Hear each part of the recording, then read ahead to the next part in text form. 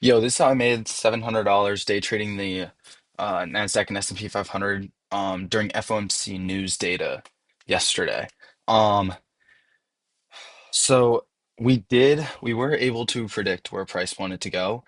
However, we weren't able to capitalize off of it as much as we could have hoped.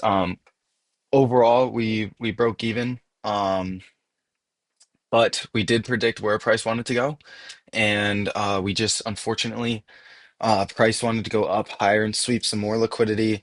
Um, and Powell wanted to be extremely bullish before we were able to make our move. Hold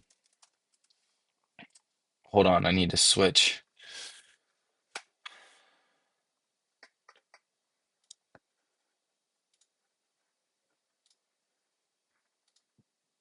There we go.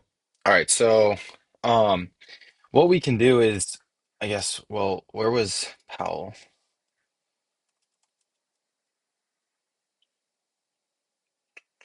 Actually, I don't know if we can pull it up anymore.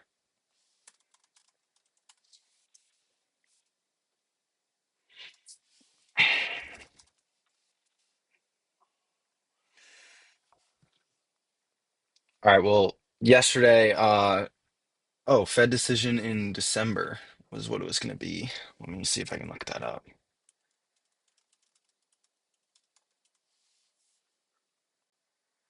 Okay, it's gone now, but we could see that the majority of the population, when we look at Polymarket, was betting, literally betting, on the fact that the Fed was going to decrease by 25 bips. And that did end up happening. Now, what we can do is we can use that plus to create overall sentiment of the market and then use technicals to align with our bias. Um, which because 25 bips is a bullish news event, we can use that catalyst, the news catalyst, to almost bet the opposite so that um, we can almost trade in the opposite direction because most of the time when we have a positive news catalyst coming out and price has already been bought in for that because it's already been expected, so it's already priced into the market, we can actually take the short down to grab more liquidity before actually making the move, which is what we were trying to do yesterday. So Powell got on stage at I think it was 2:30, and we had this accumulation phase right before, as you can see. So I just want to see price kind of break out of this range and sweep these highs and then move lower and take out all this low resistance liquidity um, that we had stacked up to the downside. I mean, this is just all beautiful draws that we could be targeting. And I was going to take final take profit at these near equal lows because I think that's a good draw. Um, so what we did was when Powell got on stage, we waited for him to get on stage. We didn't trade before then, and then we just had to listen to see what he had to say. Um, I entered short at these highs again on NQ because it was the leading index originally. Um, and we did get some nice moves down. And then right here, I moved my stops to break even.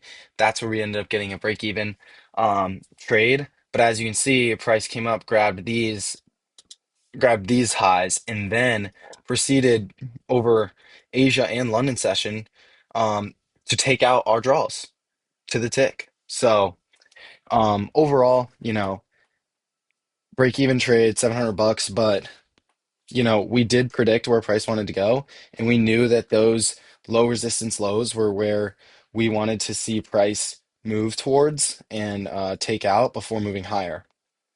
So, with that being said, I mean, good on our end for predicting. Ultimately, price did want to come and sweep these lows, but unfortunately, we weren't able to capitalize off of it. And unfortunately, that move really didn't happen until Asia session. So, with that being said, we did predict price. That's all we can really look for here. And that's what we did. So, um, we were able to make a little bit of money off of it, $700, but not nearly what we were trying to make. I was risking $25,000 on it. Um, so Yeah, if this had hit, we would have had a huge day yesterday, potentially 40, 50K day. But it is what it is. We always have next in January. And again, we can use poly market to see general sentiment going into it, and then can use technicals to align with our bias. So um, yeah, pretty simple, pretty simple. Mark out the range that price is playing in, wait for us to break out of that range, and then sweep lower. So thank you for watching.